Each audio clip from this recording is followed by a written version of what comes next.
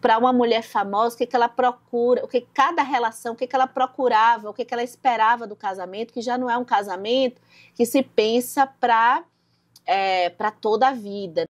Porque eu gosto do tema do casamento aqui, que ele é a expectativa e a loucura de se sentir bem casado. E eu vou emendar no próximo contemporâneo, que tem toda essa coisa, parece que a mulher casada, a mulher que alguém quis casar, dependendo desse homem que quis casar com essa mulher, tem que ser um homem de status também, essa mulher já está salva. O casamento como instituição, ele, na literatura, faz a gente pensar alguns debates, especialmente quando a gente vem, eu estou pensando aqui o casamento no ponto de vista ocidental, e quando a gente, eu acho que especialmente o lado do romântico, o lado do casamento por interesse, a gente bebe muito desses temas. Eu acho que muitas de nós gostamos de ler histórias de amor, e um fato interessante é que normalmente as histórias de amor, pelo menos na minha infância, as histórias de amor eram consumidas, assim, eram trazidas muito no viés das paixões. E que sim, dentro do tema do casamento, a gente pode conversar um pouquinho sobre o tema das paixões. O que eu estou chamando de paixões? Aquele amor avassalador em que não era concretizado. Quando era, se deu o fim daquela história, deu o casamento, a história acabou. Então, livros que tratam dentro do tema do casamento são, acho que, propostas de leituras interessantes. Eu trouxe aqui 14 livros para saber se vocês conhecem esses livros, e já estou pedindo, se você quiser, deixar seu comentário com as dicas de livros que vocês já leram, que tratam, que faz algum comentário que tem o tema do casamento. Como é que é a relação ou o amor depois do casamento? Primeiro, eu acho que é talvez o livro que trata o casamento de uma forma bem otimista, sem deixar de pensar as questões envolvendo, principalmente aí é um livro que se passa no século XIX, o escritor também viveu no século XIX, e que nessa época já estava se formando aquela coisa do casamento por amor. Então a gente está falando de um casamento e o papel da mulher na sua vontade aí. E quando isso acontece, não significa assim, se uma mulher escolhe se casar com um homem e um homem escolhe se casar com a mulher por amor, por um sentimento de afeto, não quer dizer especificamente que tudo vai ser o Felizes para Sempre. Felicidade Conjugal, do Tolstói, é um livro fininho e, para mim, é uma espécie de ensaio de um ponto de vista que depois ele vai mudar completamente na sua maturidade mais idoso, né? Ele vai fazer um livro bem mais pessimista sobre o casamento, que está nessa lista. No Felicidade Conjugal, ele vai partir do olhar feminino, e eu acho que ele faz bem esse deslocamento para o ponto de vista de uma mulher que toda a criação feminina é uma criação mais presa. A gente está aqui na Rússia do século XIX, e uma mulher que tem sonhos, né? Então ela tem um primeiro contato com um homem um pouco mais velho, um pouco assim, mais velho, e que ela enxerga nele um ideal, porque ele tem conhecimento, ele já passou pela vida, ele já foi até casado, e ela tem esse romance por ele, esse apaixonamento idealizado, em que ela ainda é um pouco entre criança, indo para ser uma moça. Então ela tem uma visão do amor muito distante do que é a realidade do amor, e nesse relacionamento ela vai se casar, né? Esse amor depois vai ter, como ele é um pouco mais velho, ele é um homem bom, ele percebe esse encantamento, então ele espera um tempo, inclusive, para ver, ele tem um encantamento por ela também, ele conhece ela desde criança, então ele espera para, assim, mais novinho, ele espera para ver se realmente é um sentimento sólido para eles estarem fazendo esse casamento. E o livro é o casamento, é depois do casamento deles. E o Tolstói eu gosto desse livro porque, primeiro, a diferença de idade, a diferença de perspectiva, talvez, se eu já vou falar o meu próximo livro. A diferença de perspectiva e a queda de uma idealização de que o apaixonamento, o casamento, você tem que viver a fase da paixão o tempo todo. E que no casamento você tem que fazer coisas extraordinárias o tempo todo. O meu casamento só está bem se eu estou viajando para a Europa o tempo todo. Ou estou viajando para algum lugar exótico o tempo todo. O meu casamento só está bem se eu estou fazendo ultra tripulias diferentes com o meu companheiro ou a minha companheira. E o Tolstói, eu acho que é uma versão madura que existe um prazer na rotina, mas acho que fala muito com nós hoje, né? Se a gente está o tempo todo cheio de estímulos, talvez a gente esteja sem perceber esse prazer que pode ter na rotina, na vida do dia a dia, sem ter festas o tempo todo, estar sempre saindo o tempo todo. Talvez a repetição de algo não seja necessariamente ruim. Essa tese aqui teria dado certo, né? Que não deu justamente porque Madame Bovary é um livro que eu recomendo também para ver o que nos... Talvez não... Assim, tem vários outros assuntos aqui também, mas o que tal... A gente já está aqui mais para o século XX, a ascensão da burguesia e esse desejo feminino de querer também estar. Só que aqui não vai funcionar muito, né? Eu quero estar sempre em festas. Outra coisa, o que acontece que quando, depois desse casamento, né, as expectativas, especialmente que as pessoas não se conviviam tanto, e mesmo quando se convive tanto, depois que se está diariamente passando por diversidades, momentos difíceis, as personalidades começam a surgir, vir à tona, personalidades então que estavam escondidas. Muitas vezes não é por maldade, não, é porque a gente vai mostrando nosso melhor lado quando a gente está conhecendo alguém que a gente tem um interesse amoroso, isso é normal. É perigoso, inclusive, eu acho que nesse momento inicial mostrar lado sombrio, porque senão, Ave Maria, é bom, mas ao mesmo tempo perigoso, porque senão daí acho que vai ser pior, né? Porque não existe freio em comportamentos que muitas vezes a gente sabe que são os nossos defeitos. Então, a gente tenta não mostrar muito eles. Aqui, a gente tem a coisa da idealização dos romances, né? O efeito dos romances em uma mulher que achava que tinha que viver a vida que estava na literatura, nos livros que ela lia. A gente tem também alguns aspectos de crítica a esse comportar, ao que se espera de uma mulher numa sociedade burguesa e que também talvez da visão do Flaubert caminhe isso para um trágico, porque ela nunca vai estar satisfeita. E mesmo que o cara não seja um homem ruim, pode ser que também esse casamento não funcione por essas razões. Bem, já que eu falei de Madame Bovary, eu sempre vou deixar... Meu braço está doendo. O Ana Karenina do Tolstói também, temos Tolstói, vamos ter 3 Tolstói. A família Tolstói não está me pagando para eu fazer esse vídeo. É porque ele gosta de tratar esses temas, eu acho que ele retrata muito bem. É parecido com o Madame Bovary, tem até um vídeo que eu falo das diferenças, mas esses livros dialogam de certa forma, porque a gente tem mulheres que vão se casar com homens e vão ter o convite a pensar se o conforto no sentido, o afeto no casamento, que tipo de afeto é esse, que talvez a paixão avassaladora ou o meu sentimento, meu desejo seja a prioridade, né? Eu quero ter a chance de viver o meu desejo. Homens, mulheres passam por isso. Eu acho que o que tem de diferencial na Ana Karenina é que o Tolstói passeia não só por ela, enquanto o Madame Bovary fica focado na Emma Bovary.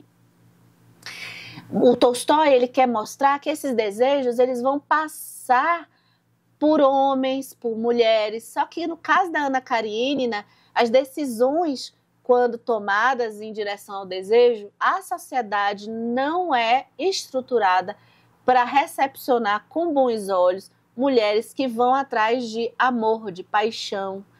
E os próprios homens também não aceitam isso muito bem.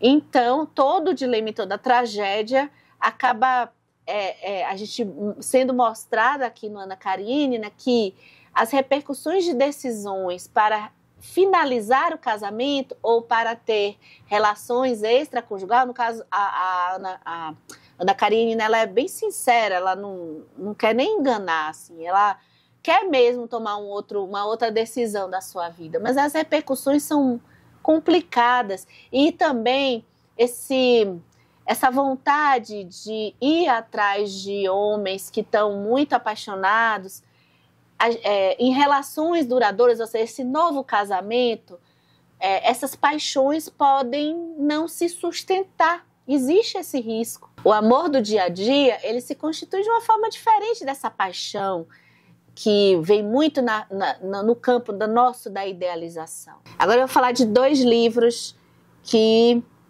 a gente entra em vertentes diferentes aí do casamento. O primeiro deles é um que eu gosto bastante, eu li no Fama Digital, que é Os 7 Maridos de Evelyn Hugo. De novo, eu recomendando ele. Eu acho que, partindo de Ana Karenina e as repercussões do casamento na vida de uma mulher, imagine uma estrela de Hollywood. E a Evelyn Hugo é uma estrela de Hollywood. Ela vai viver 7 casamentos.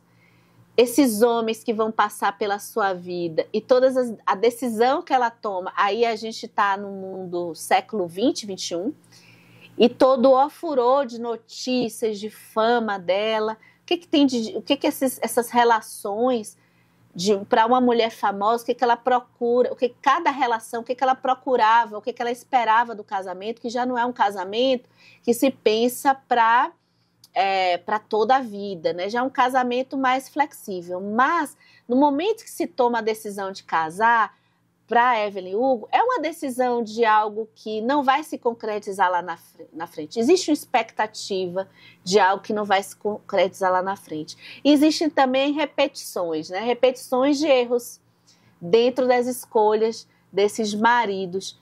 E também todas essas situações quando precisam ser disfarçadas, porque a repercussão também para uma estrela mulher de Hollywood e a forma de que esses homens a enxergam é diferente de quando esses homens vão ter diversas relações e diversos casamentos com mulheres. Então, o olhar desses homens, até porque o interesse da mídia é nos maridos da Evelyn Hugo. A Evelyn Hugo é marcada pelo fato dela ter tido esses 7 maridos e outras coisas, outros comportamentos de personalidade da Evelyn Hugo não são tão interessantes para o público em geral. O outro livro é Um Casamento Americano. Eu vou deixar a capa aqui. Esse livro, a gente tem aí agora, a gente pensar um pouco os elementos da negritude em um casamento que caminha com as estruturas sociais opressoras ali em volta, mas um casal que se une para vencê-las, só que o marido, ele é preso injustamente por ser acusado de cometer um crime, então esse abalo atravessando essa questão da raça aí, nesse casal, para a gente acompanhar. E até o que eu acho interessante, acho que isso já se passa também histórias de guerra, e que eu não li ainda, mas eu já vi no cinema. Quando esse homem sai um tempo de casa e essa mulher precisa, até do ponto de vista social mesmo, ela precisa gerir a casa por ela, né? Então ela não consegue manter essa conexão com esse homem, pensando em um homem que fica preso por muitos anos. E como que fica esse conflito, outras possíveis relações que surgem, mas existe um elo, um envolvimento, uma lealdade com esse homem que está preso. E quando esse homem é solto, como é que se restabelece essas relações? Então, nessa temática do casamento, você vai encontrar em Um Casamento Americano. Eu sempre recomendo esses próximos 2 livros juntos, porque eles têm... Primeiro, tem toda a polêmica do plágio envolvendo O primeiro é o Rebeca, da Daphne du Maurier. Vou botar a foto aqui. O meu estragou, gente. E o outro é a sucessora da nossa escritora brasileira, Carolina Nabuco. A premissa da história, a gente tem ambas tratando o tema do casamento.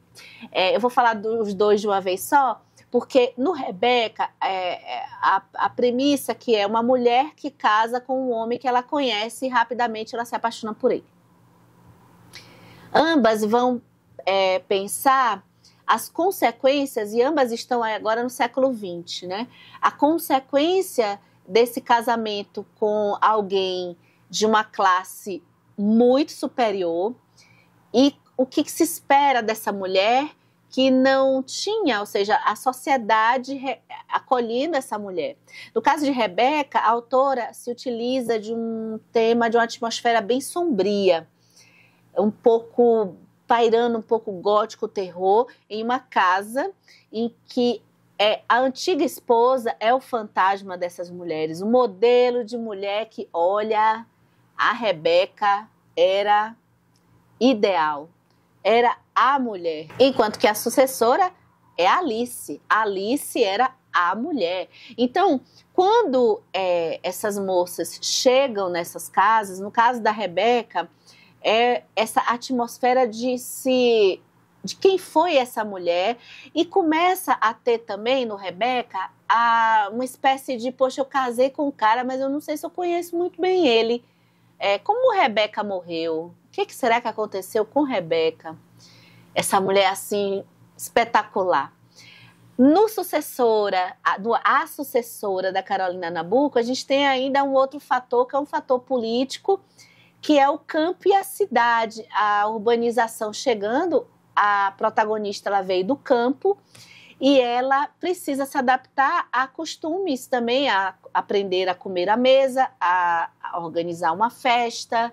Então, ela mexe com esse desconforto após o casamento do que se espera de uma mulher para um cara que se casou com um cara que está num padrão acima, ainda mais uma mulher que veio da zona rural e que é também toda vista socialmente como aquela mulher inferior. Como que ela faz para se provar que ela é capaz de aprender e assumir esses comportamentos urbanos? E esses comportamentos, eles são aprisionantes também? Eles podem ser vistos assim de uma forma aprisionante? Então tem uma crítica com relação a isso, tanto em Rebeca quanto a sucessora. Esse aprisionamento a gente tem também em A Senhora de Whitefell Hall, da Anne Bronte, em que mesmo que uma mulher casada, que vá se casar com um homem que ela se apaixonou, ela pode ter escolhido errado. E aqui a gente volta para o século XIX, porque escolher errado não é muito fácil.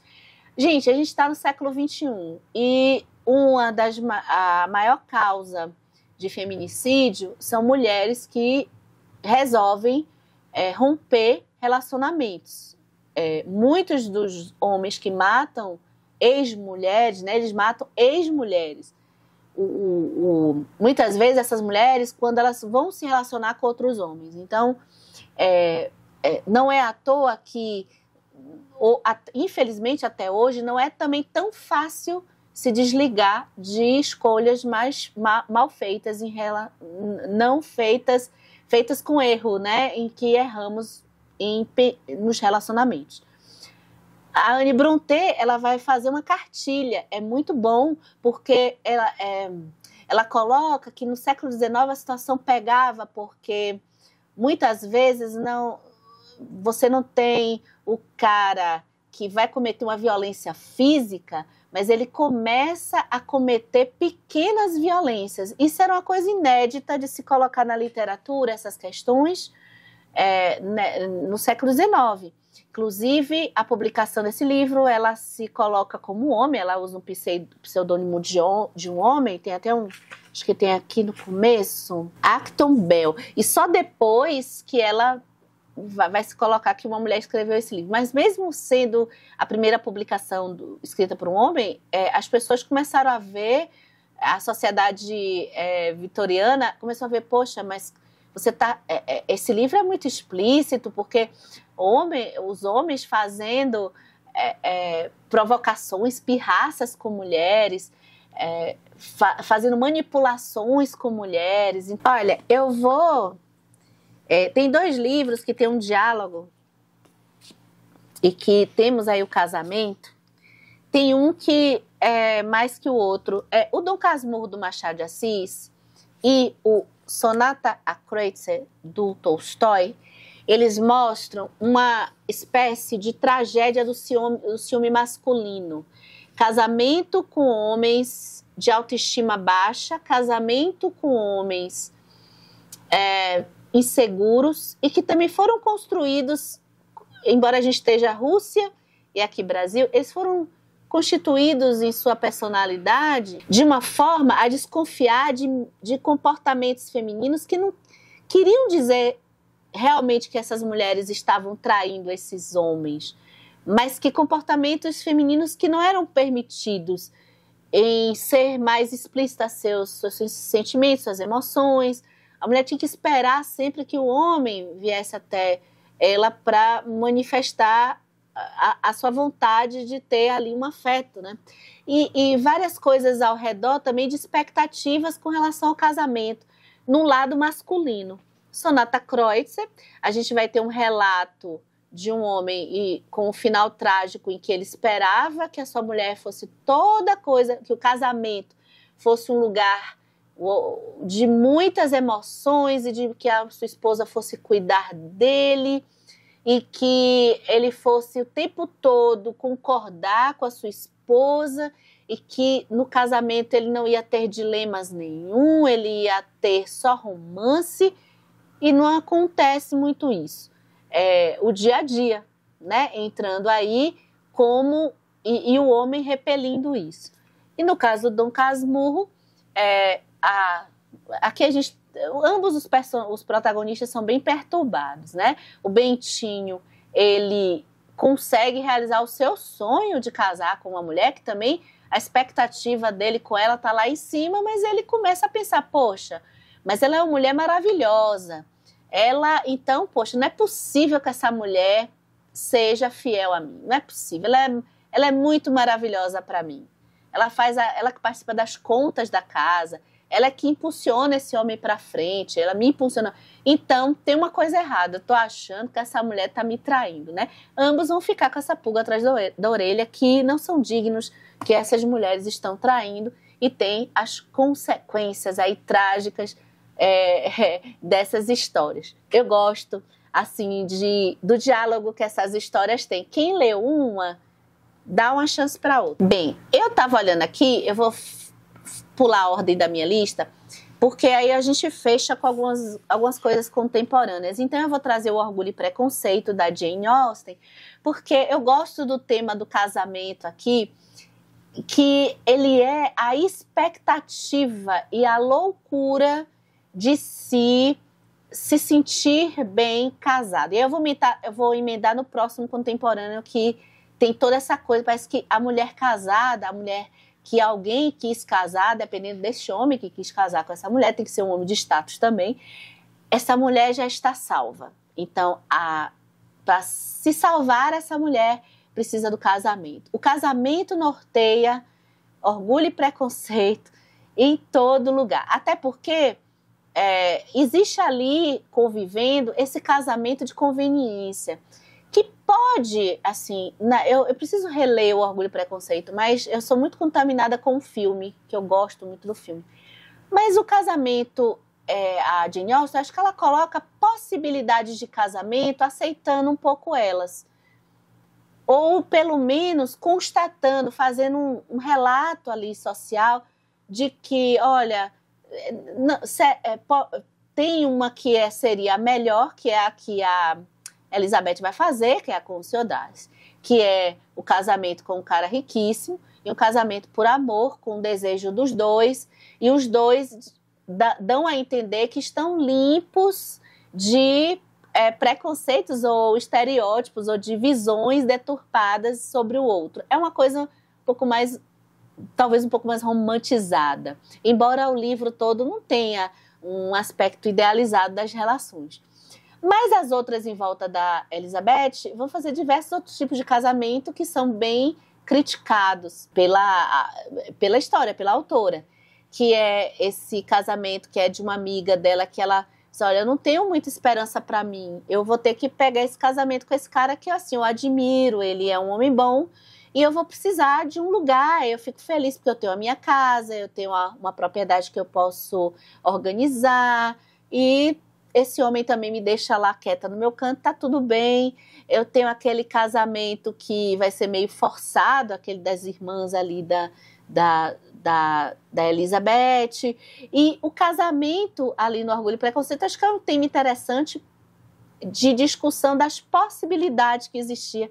Também ali um pouco no começo do século XIX, a história. E aí, para a gente emendar nesse status que orbita, você vê, a gente pode passar um século, mas o status que orbita o casamento, não tô com o livro aqui não, tá lá em cima, eu vou botar a foto, é o segundo volume da tetralogia napolitana. De tanto que eu recomendo o canal, eu fico achando, né, é o meu preferido, embora eu goste dos outros dois também. A história do novo sobrenome pauta muito nessa espécie de status e de também desassociação feminina. A gente está aí pela década de 50, eu acho, o livro se passa. Então, essa do século XX é uma desassociação, afastamento de mulheres, porque as mulheres casadas, elas estão no status superior e elas têm um descolamento de uma vida que poderia estar andando junto, que é uma vida intelectual, de outros interesses, mas aí parece que os interesses passam a ser a casa, elas trabalham ali também, mas é o negócio da família. E as amigas, né, nesse segundo volume, as amigas, elas estão ali ainda convivendo em alguns momentos, mas a Lenu, ela tá... É Leda ou Lenu? Eu confundo a Lenu da Filha Perdida com... Ou Leda ou Lenu, tá? Ela tá sempre com uma posição de status diferente, né? Porque ela é a solteira. E ela está utilizando, assim, se aproveitando dessa posição para também se intelectualizar mais, como se tivesse essa bifurcação, e por um período da nossa história, e até hoje muitas pessoas entendem assim, a gente ainda vai encontrar mulheres entendendo dessa forma, que eu vou separar realmente, se eu tô com o meu casamento e minha vida pessoal, não, minha profissão fica meio em segundo plano mesmo, deixa ela qualquer coisa, ou eu faço algum trabalhinho aqui, alguma coisa assim, a gente vai ter, e isso também não é de fato ruim, né? O ruim é quando você se sente obrigada a ir por esse caminho e sentir que está perdendo uma potência ou algo que você poderia aí também alcançar junto. Então, fica a história do novo sobrenome. E aí, eu vou para... eu falo de qual? Eu vou terminar... Não, eu vou falar de Até que a Culpa Nos Separe, da Liane Moriarty. Esse é um livro, eu acho que de todos que eu falei, o mais diferente, porque a gente tem aqui uma história meio policial, né? É aquele que eu chamo de suspense romântico, suspense dramático, porque o tema do casamento tem relação aqui com os filhos. E a culpa e a educação dos filhos, as divergências, as comparações entre famílias, interferindo nas relações de casal do dia a dia. A gente vai encontrar, se você estiver procurando um suspense dramático, Até que a Culpa Nos Separe. A gente vai dentro do tema principal, que é a gente tem a atenção do mistério, o que aconteceu com esta criança, qual foi a criança, acontece algo pesado com uma criança, a gente não sabe quem é, e durante o livro a gente vai ver o que até o ponto que chegou, né? A trajetória até chegar nesse ponto. E eu termino com um livro que esteja aí mais próximo da geração Z. A gente tem geração Z e geração milênio, e o tema do casamento junto com a saúde mental, que é o que hoje é o auge das nossas discussões. Cleópatra e Frankenstein, da Coco Mellors. É um panorama, de certa forma, um mosaico em diversos personagens. O principal orbita aqui no casal, que vai se conhecer na noite de Ano Novo, o estilo bem atual, contemporâneo C, com aquele diálogo já meio contaminado com redes sociais, internet. Um homem que a gente tem a geração milênio se relacionando com a geração Z, o casamento deles. A geração Z, essa que fica bem sem perspectiva, a visão profissional é diferente. Já não é uma questão a profissão e o casamento, isso não é uma questão, mas tem outras questões que quando a gente vê, puxa, pode ser até mais graves, né? Não sei se a gente sai disso não, gente. Não sei se a gente sai disso, tá? Então procura saber aqui sobre esses livros que eu falei. As dicas foram boas? Por favor, será que foram? Deixa aqui nos comentários as suas dicas também, tá? Eu espero que vocês tenham gostado. Casamento é um tema que, olha que até os dias de hoje a gente pode conversar sobre ele, tá? É isso. Até o próximo vídeo.